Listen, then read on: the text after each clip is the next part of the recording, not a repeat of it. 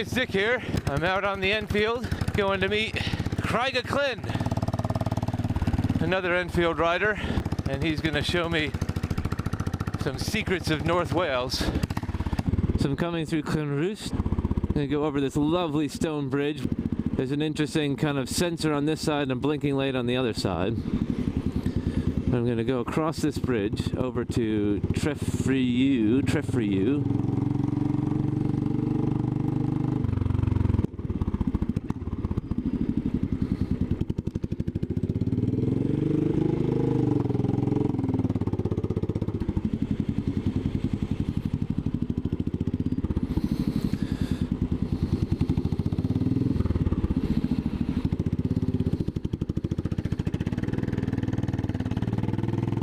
I'm gonna go over that mountain. It's a lovely tea house here. They have really good food there. Tried the Welsh rarebit.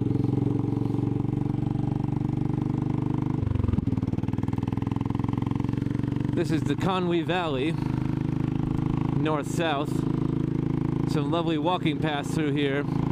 This is a floodplain, if you couldn't tell by looking at it.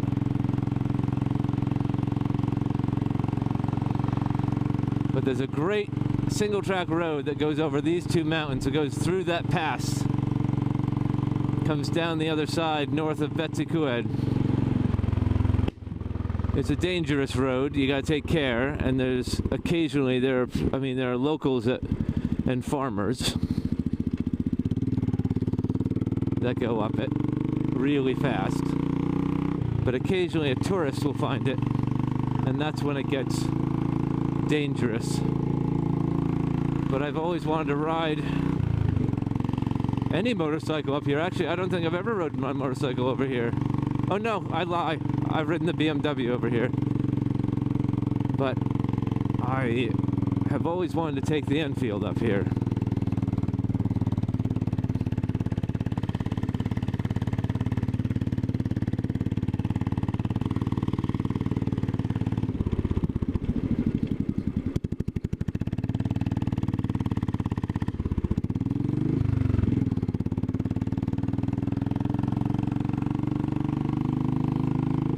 Clearly I'm with someone who doesn't know where he's going, so I'm going to give him some breathing room, but I got a local riding up my ass in a van. So let's not get squished. Let's not get squished.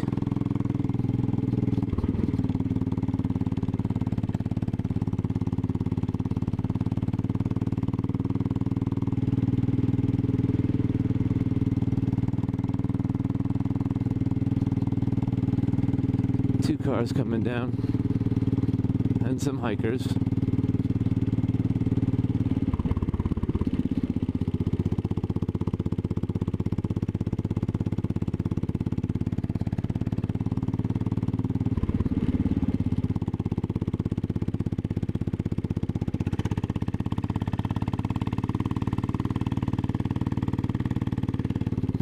I like this little turn coming up. This one here gets really steep. Yeah, baby. Keep going. Wrong gear. Thought I was in the wrong gear, but I wanted to see if I could put up that. Don't want to stall on that percentage grade.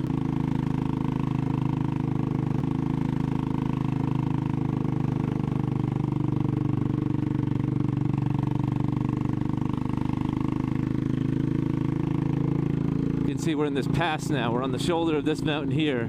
We've come over that first mountain. There's a mountain off to our left there. We're just going to follow this shoulder and come down into the pass, down into the other side of this ridge here.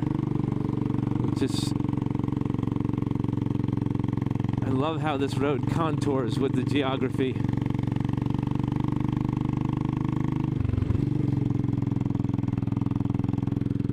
There's an old mine here. There's some mine ruins. Maybe. Actually, I'm a bit premature.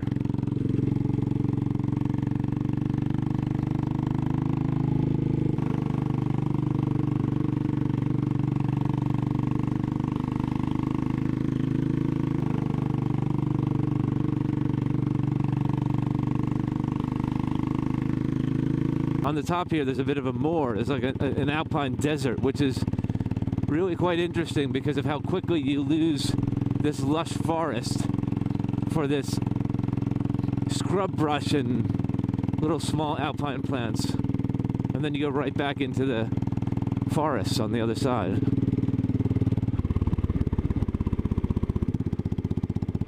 This guy's gonna let me go.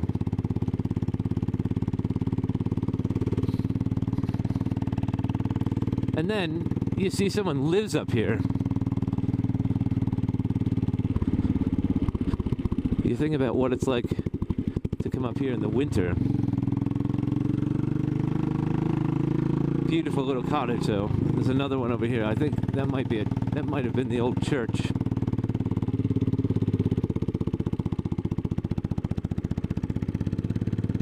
But it must have been up here to serve the mine.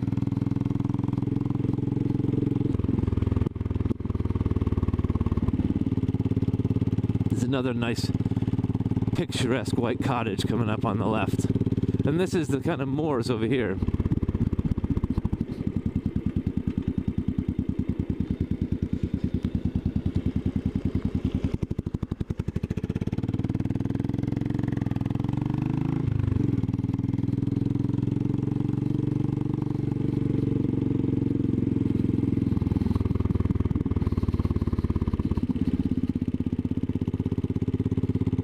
Here's this cottage here. I almost pulled a Count of Monte Cristo and offered to buy this guy's house. Glad I didn't, because if you look behind it, there's that desolation there. You can tell how windy it gets. It reminds me of the fjords in Newfoundland. You wonder why there's no trees growing until you get blasted by the wind.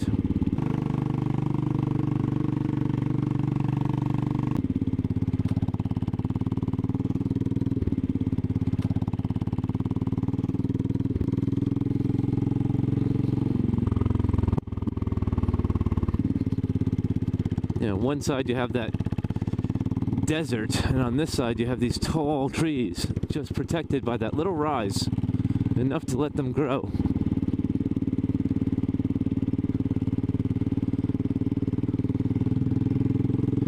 And it's so nice to experience this on the back of a Royal Enfield. Ooh, here's the mine. Sketchy. It's down there. There's the ruins of the old mine.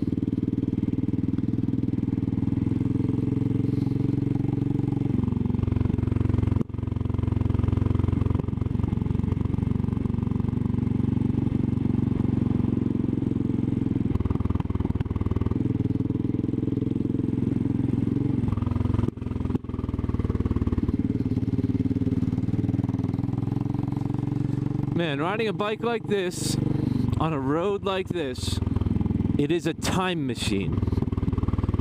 It is a time machine back 70 years. 80, 90 years. And you're just putting along stone walls, tiny little lane. You kind of imagine you're delivering the post or going to visit your sweetheart in the other valley. Look at this. Look at this. It's trailing along the stone wall. Oh my gosh.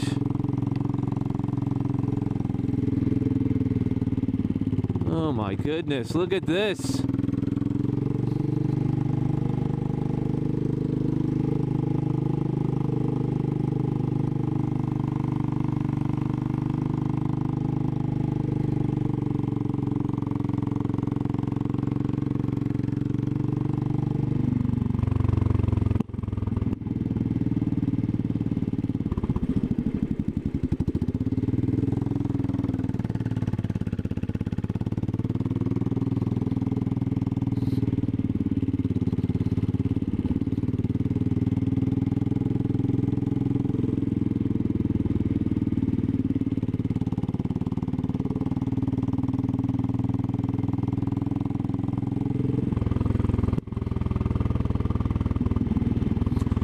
So I think this is the Euro 3 version of the Royal Enfield.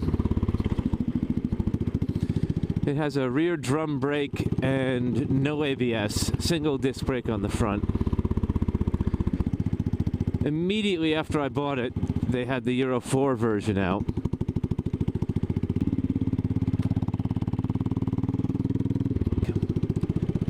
Which had a disc brake on the rear, and they jammed the ABS computer into one of the side boxes that I think was used as for a toolkit.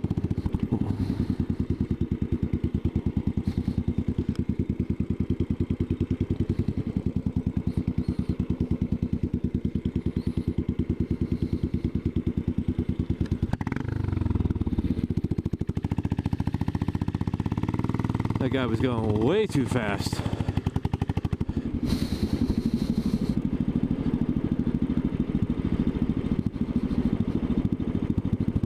That's a tourist. Yeah, Granny in the front seat and Mom and the kids in the back, and he's going through here like Speed Racer, thinking, I'm gonna zip through this road and have my race car rally experience. Doesn't matter if I kill a motorcyclist on the way, or a cyclist, or that little girl who's about to cross the road back there.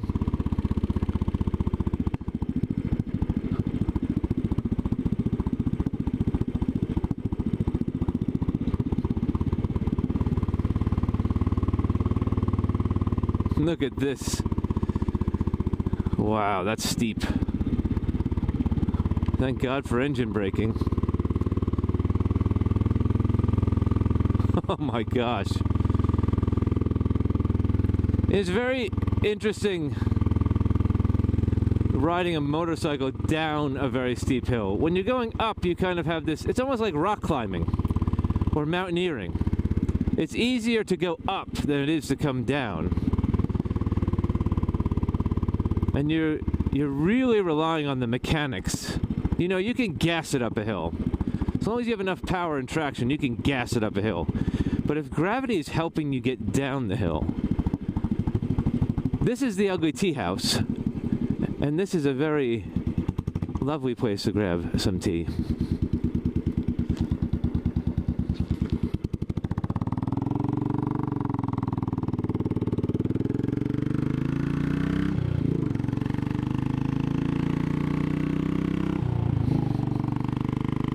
Maybe I'll do a whistle stop to the Ugly Tea House one day. It's one of our favorite places to go in this part of the world.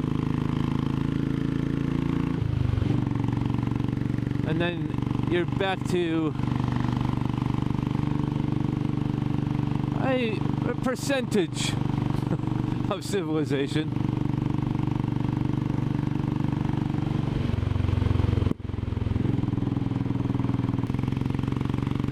I'm up to about 50 miles an hour now. Oh, look at that mountain. Look at this road. Up to about 50 miles an hour now on these little zippy A roads. Pretty sure this is still the A5.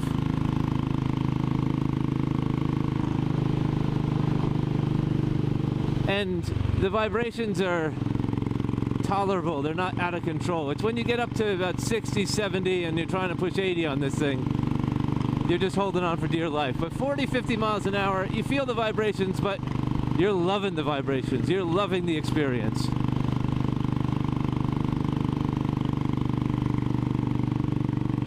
It is a Criag. All right, eyes up. This is where I'm meeting my friend.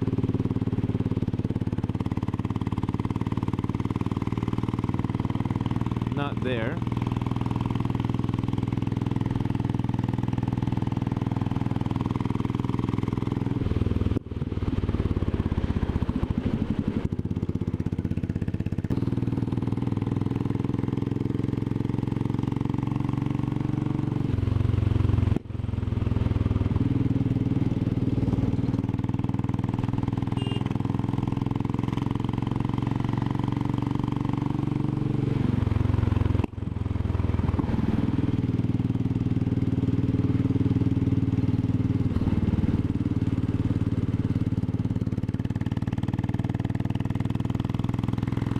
How big is Capel Curig?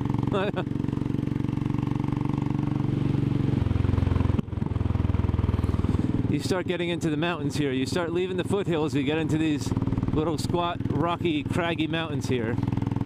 I think this is where I'm gonna meet him. Oh, cool. I've always been curious about this place.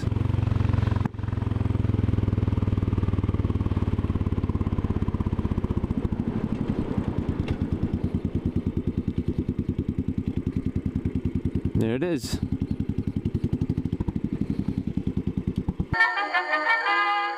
If you like that video and you want to see more like them, hit like, share, and subscribe.